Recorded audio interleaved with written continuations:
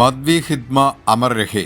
ഡൽഹിയിലെ ജൻസി പ്രതിഷേധത്തിൽ മാവോയിസ്റ്റ് അനുകൂല മുദ്രാവാക്യം. വായുമലിനീകരണത്തിനെതിരെ ഡൽഹി ഇന്ത്യ ഗേറ്റിന് മുന്നിൽ നടന്ന ജൻസി പ്രതിഷേധത്തിലാണ് മാവോയിസ്റ്റ് അനുകൂല മുദ്രാവാക്യം മുഴങ്ങിയത്. മുദ്രാവാക്യം ആന്ധ്രാപ്രദേശിലെ ഏറ്റുമുട്ടലിൽ കൊല്ലപ്പെട്ട മാവോയിസ്റ്റ് നേതാവ് മദ്വി ഖിദ്മയെ അനുകൂലിച്ചുള്ള മുദ്രാവാക്യമായിരുന്നു. മുദ്രാവാക്യം മുഴക്കിയ പ്രതിഷേധക്കാർക്കെതിരെ പോലീസ് കേസെടുത്തു. ചില പ്രതിഷേധക്കാർ പോലീസിനു നേരെ മുളക് സ്പ്രേ അടിച്ചുവെന്നും വിവരമുണ്ട്. പ്രതിഷേധക്കാർ ഇന്ത്യ ഗേറ്റിൽ റോഡിന് നടുവിൽ അനുവാദമില്ലാതെ 1 മണിക്കൂറോളം ഇരുന്നുവെന്നും മുദ്രാവാക്യം വിളിച്ചുവെന്നുമാണ് പോലീസ് പറയുന്നത്. പോലീസ് ഇടപെട്ട് പ്രതിഷേധം നിർത്താൻ ആവശ്യപ്പെട്ടപ്പോൾ അവർ അക്രമാസക്തരായി. ബാരിക്കേഡുകൾ തകർത്ത് മുളക് സ്പ്രേ തളിച്ചു.